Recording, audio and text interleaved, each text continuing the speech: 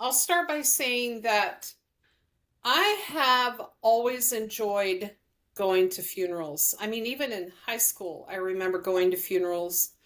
My vice principal died of cancer when I was in high school. I remember going to his funeral. It was a drive, it was at a different faith, and I remember it pretty well, and it was pretty normal. But I've always enjoyed funerals, and I think most people are okay with funerals, but I have talked to people who won't go to a funeral unless it's immediate family. Kind of like graduations. There are people that won't go to a graduation unless it's immediate family. Probably weddings too, I would imagine. At least with weddings, there's food and dancing, but yeah. Yeah. So I was thinking today, why do I not mind funerals? Why do I even like them? I hate to say that because people look at me weird when I say that. But for one thing, it is a way to support the family. The family does notice how many bodies are in the room, number one, and then who is there, like if they know the people that are there, because you hear people talk about it. Oh, like the room was full, the chapel was full. Oh, they had to use the culture hall. There were people in the hallways. It was standing room only. So it does mean something to the family to have people show up, and sometimes it's pretty thin, depending on how old the person is and how many people they knew. And And I imagine if they're worried about it being thin, then they'll do something to kind of accommodate for example, if they think nobody's going to show, they're not going to have like a traditional funeral in a big chapel. It'll be like in a small setting where small number of people will be better, they'll feel more comfortable. yeah, and you'll see people use the chapel at the mortuary or even just opt for a graveside. Yeah. And usually when there's a graveside, there are not a lot of people. So anyway, I know it means something to the family to have me there. I always sign the book because I don't always talk to the grieving. And I do want them to know I'm there. I'm usually representing Dad and me, so I sign both of our names. So anyway, the other reason I enjoy funerals is that I think, in the handbook, it talks about how funerals need to be a spiritual experience. And I think funerals are right up there with baptisms as far as feeling the spirit. Um, and and there is nowhere else where the gospel is more distilled than at a funeral. Like it's where you hear the most profound but simple truths. Um, and it's a good thing because people are unusually open and vulnerable, especially the grieving. So anyway, yeah, those are at least two reasons why I don't mind funerals. Um, okay, I looked in the handbook a little bit today, and because I'm in the Relief Society, and so we've learned. Oh, by the way, I just thought of something else. Um, so we're really aware of funerals because the Relief Society kicks in and does the funeral luncheon. I looked in the handbook. The only mention of food in the section on funerals is in a little bullet list of ways that bishops, Relief Society presidents, and elders quorums can help at the time of death. And the very last bullet point is prepare meals. So it doesn't even talk about a classic luncheon, a traditional luncheon, or that it needs to happen or how it should happen. Well, It just says prepare meals, and that could even be like, take meals into the home. And I'm sure there are places in the world where the unit can't provide that. yeah. And so that's the handbook, recognizing the variability around the world. Yeah, there's several conversations that I have about this type of thing in the church where it's obvious that we're talking about a North American thing, And this is one of those North American things. Because when I was in Mexico, which is, still North America basically, and in Mexico, the funeral system where I was completely different. Like it wasn't even a little bit the same, where they don't do the preparation of the remains the same way, and so when someone dies, they're buried the next day, no matter what, and the funeral happens before they're buried. So you have 24 hours to get everything together for the funeral and get it all done and then go to the cemetery and bury the dead and like everything happens within 20. So you regularly have family members that are landing in the airport driving straight to the funeral because it's so tight. And because of that simple thing, there's it's like a totally different experience, right? Like you can't plan out food and all this. You just do it. Like everybody just comes in and just throws everything they have into it. Like nobody can go to work that day. Like they have barely have time to call in. They just show up at the funeral. They bring food, and everybody's trying to pick up people and everything and trying to make it happen. It's really chaotic and different. There's But probably no big photo gallery well, or and it gives zero time for anybody to go through any kind of grieving process. So they're going through the grieving process at the funeral. Like nobody is dry-eyed. And so anyway, this whole conversation, as soon as you start saying outside of North America, the conversation changes wildly. Like it's just so different. and in the handbook, it's so interesting to read the section of the handbook. It does talk about um how the service, if it happens in the church, needs to be simple and that it can reflect the faith of the person if they're not a member, but that it's inappropriate to bring in the rituals associated with other faiths. And so when I read that, I'm like, okay, they're talking outside of North America, or at least outside of mainstream culture when they talk about that, because like for example, I know in the Hmong culture, funerals last for several days.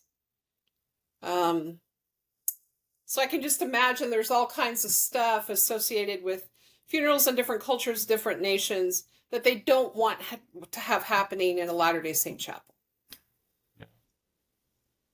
Yeah, and I think that it's interesting because a lot of I think that still applies to North America, but not in the ways that you would normally expect. So, for example, there's religious ceremonies that might take place that you wouldn't necessarily invite into the chapel, but there's also secular things that could take place, like military functions, for example. If someone dies as a member of the church and a member of the military, do we bring the military functions into the chapel? Not that I know. I've never seen that before. I'm pretty sure we take that kind of thing to the cemetery, and there's like a whole different ceremony for that. But a lot of the reactions that I saw from that video that Alyssa Grenfield did was that if you're a member of the church, your funeral has to look this way.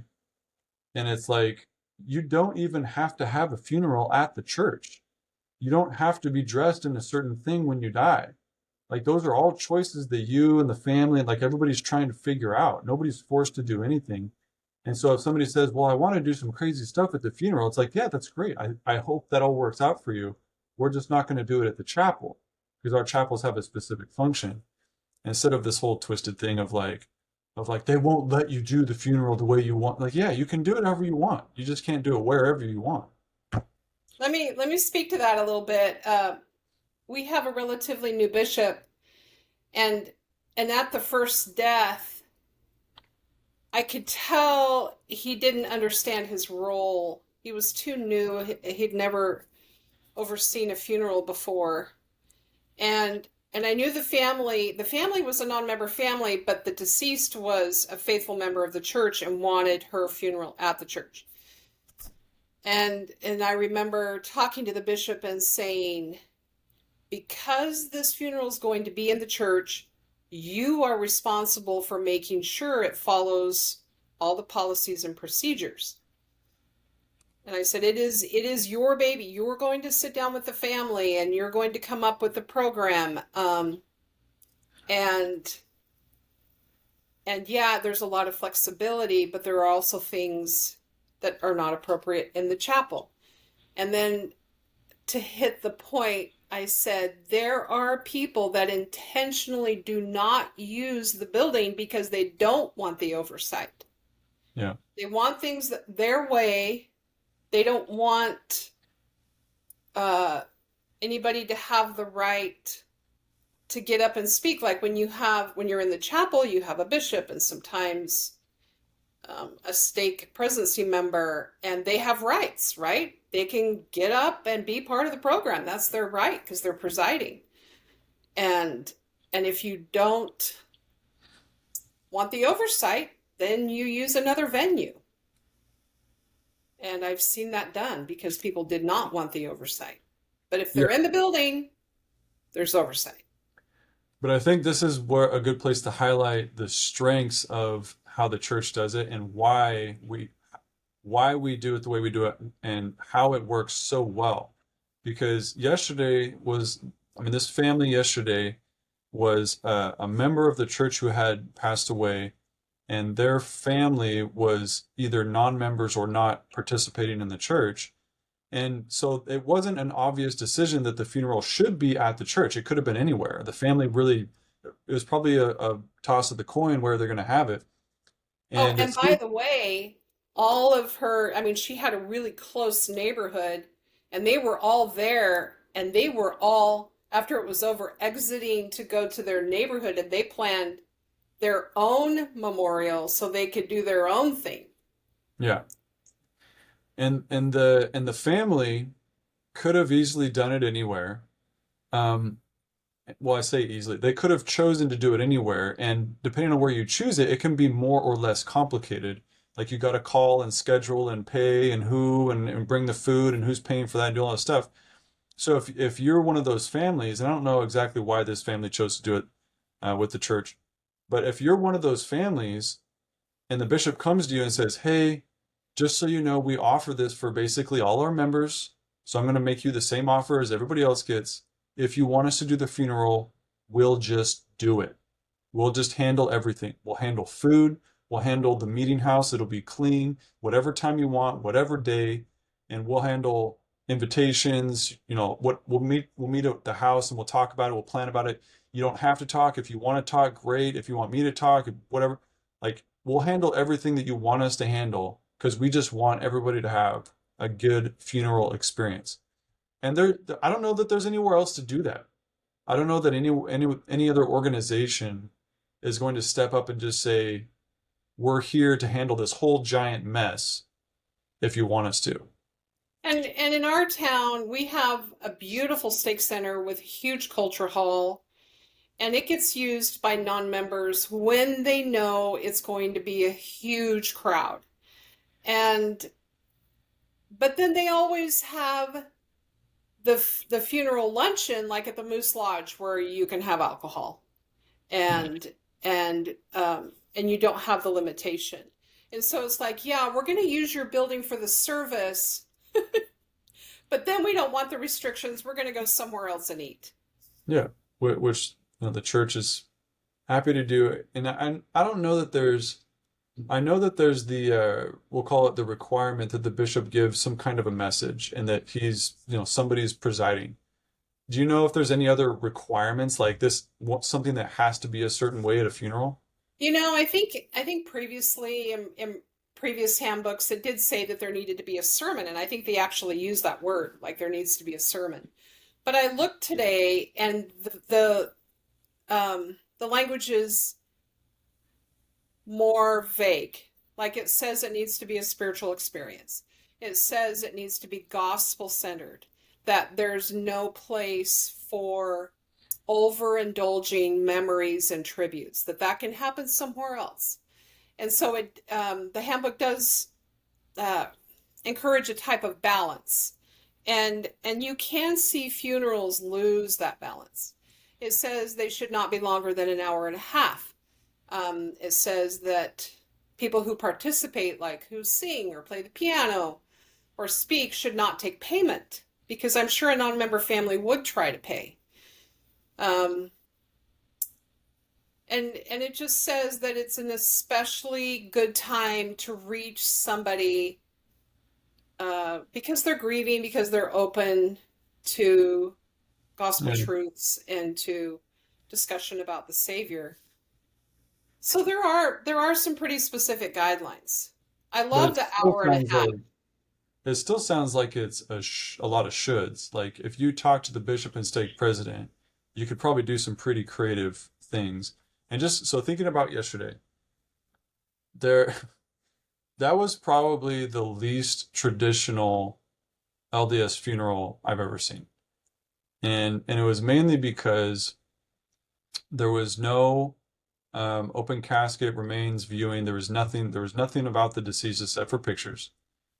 And the first three speakers were family members, none of which were participating members of the church. And so they were very good messages, but they were not your typical eulogy, plan of salvation message. There was none of that. And then the second of the three messages was an obviously flamboyant man who was there to represent the kind of fun side of the family. So he basically puts on this wonderful performance in tribute to the family member who's passed, and and he has like these jokes and he's kind of acting and like doing his little thing and he's wearing like a basically a Hawaiian t-shirt and and at one point he has like props in a little script that he's like reading from to try and reenact this little scenario that happened with the family member, and everybody's laughing, because they can envision their family member doing this thing and he did a great job. It was fantastic.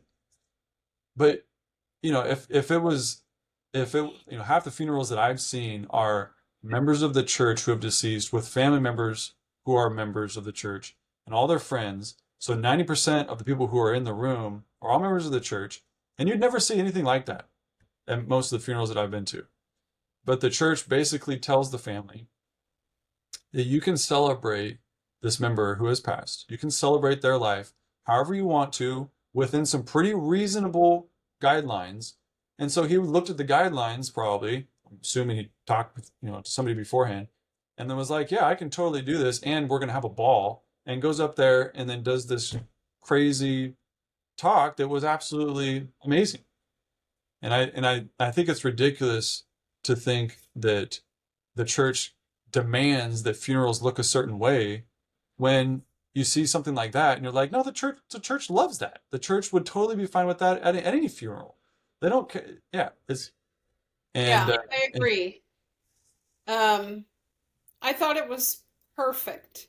I mean, the family, which was a small showing, they took up two rows, right? They were so engaged and they were even being vocal, like answering back um and then the bishop got up and gave the gospel message and I think added great balance. I felt like the funeral yesterday was so balanced. It was perfectly balanced. Like none of the family members, the three family members that spoke, talked about, the next life or belief in a savior. None of the gospel stuff. But he brought that into the meeting, which I do think is important. yeah, Um, and and he didn't overdo. And so I just felt like it was super balanced. And can we yeah, talk about how funerals might be like what, top one, two, or three things that brings non-members into our buildings? I yeah. I have mean, seen, yeah, I have seen our chapel and culture hall packed with like 95% non-members. yeah. It brings non-members in, which is an important missionary tool, which is a funny thing to say. So here's what I think is funny about that. Alyssa Grenfeld reads that portion of the handbook and says, "Can you believe that they would turn a funeral into a missionary opportunity? How disgusting!" And yeah, I mean, if you want to think of it that way, it is pretty gross. But the way that we think about it is not like that. It's not like a salesman opportunity. When we say missionary opportunity, what we think is an opportunity to share the happiness and joy that we have.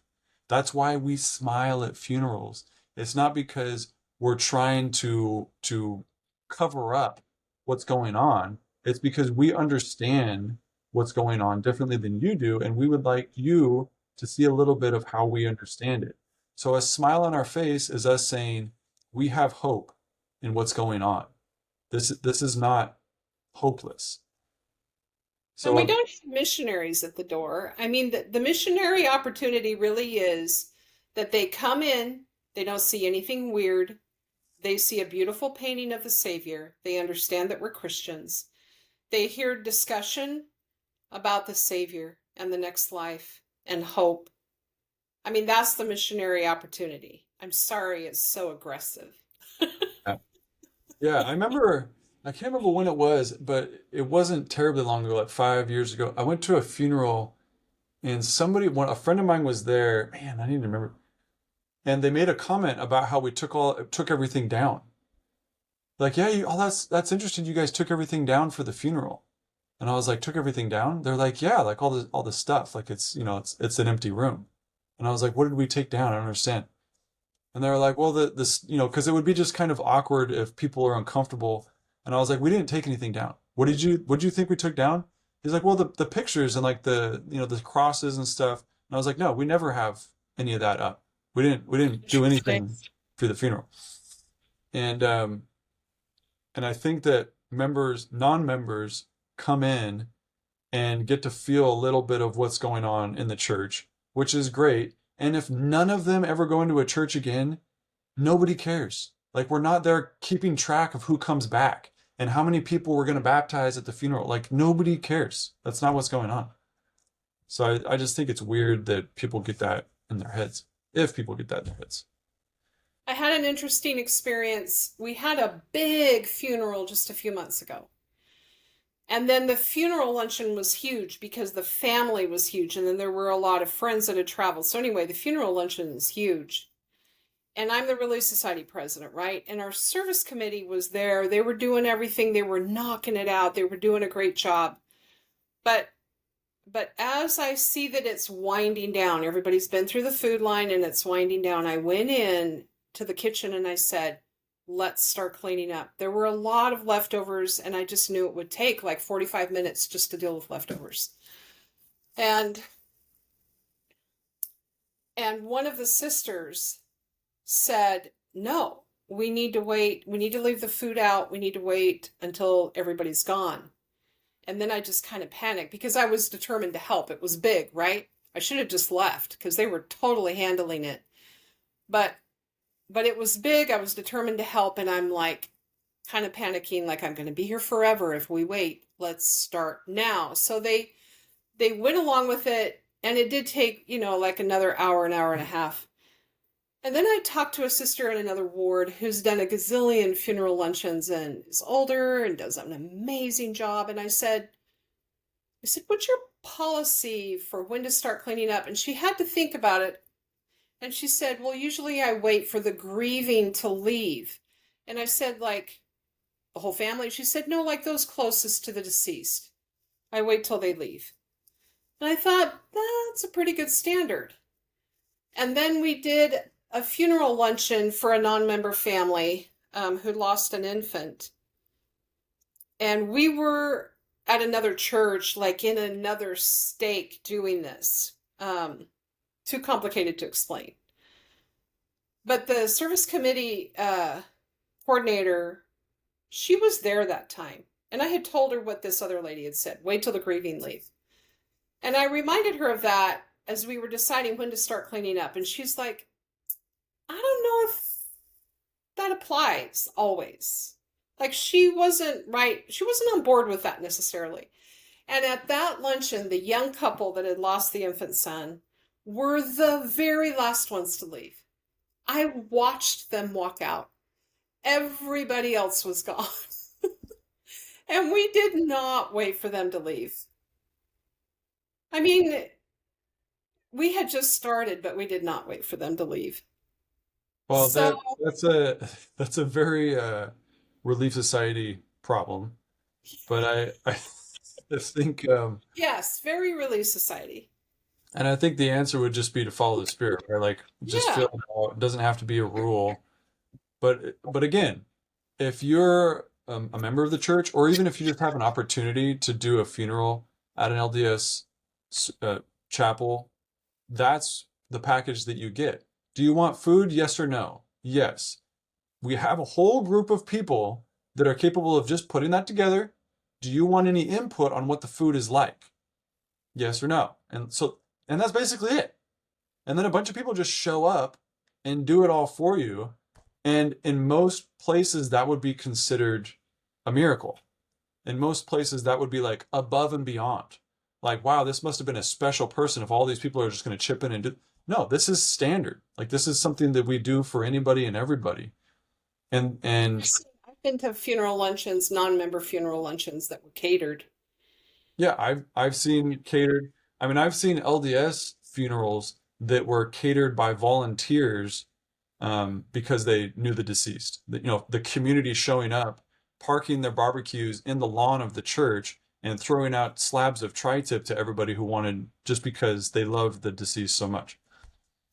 So but the idea that you can have that, I think about the community at large and how rare it is to find something like that, because I've been to the funerals that are not affiliated with the church, and there's so many problems that you have to figure out when you do that, let alone how dark they are.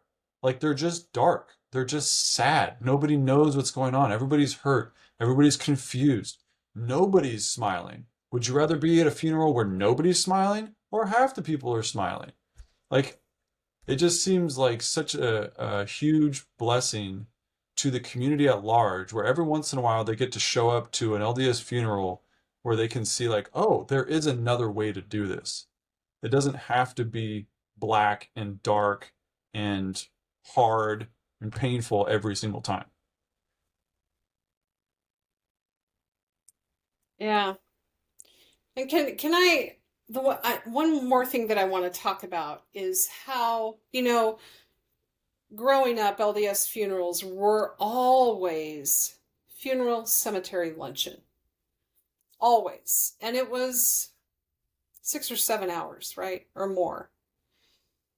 And I would say like 8 or 10 years ago, I saw people starting to switch it up. Like the first time I saw it, an elderly woman passed, and they had the funeral, and then directly after they had the luncheon, and this was on a Saturday, and it costs a lot more money to inter at the cemetery on a Saturday. You pay extra. And so they did it early Monday morning, as early as they could get the cemetery to do it, and it was just immediate family to inter. So it wasn't even the same day.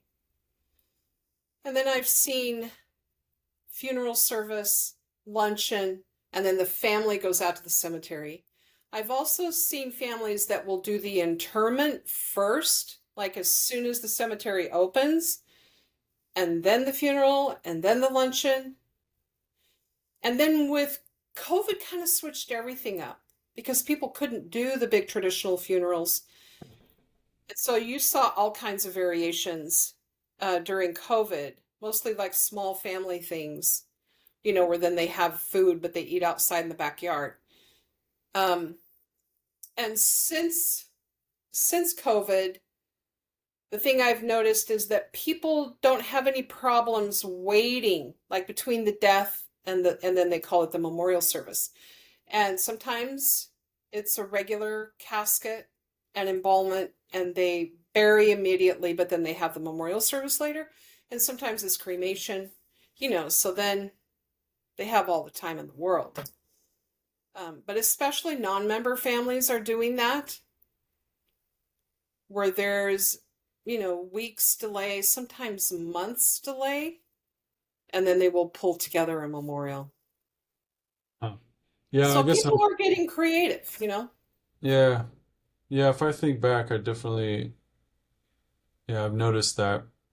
I guess I didn't put the timing together quite like that. But yeah, I am one of those. Probably I probably got it from you that I enjoy funerals, and it surprises me that more people don't enjoy them. But I think it's mostly because we don't tell people to enjoy them. We don't tell people how to enjoy them, and so they default to, I can't enjoy this, and therefore, if I can't enjoy it, why am I going? And I don't know. It's too bad. And I think that's largely where the term celebration of life came from, right? It's people trying to give others permission to see it differently. Um, I like these other words that people are using: memorial service, celebration of life, instead of, I remember when a certain great uncle passed, and he specifically told his family, I want a party. And they had a party, yeah. like a backyard, lots of food, party. Um, yeah, so I love that people feel that freedom, to do things differently.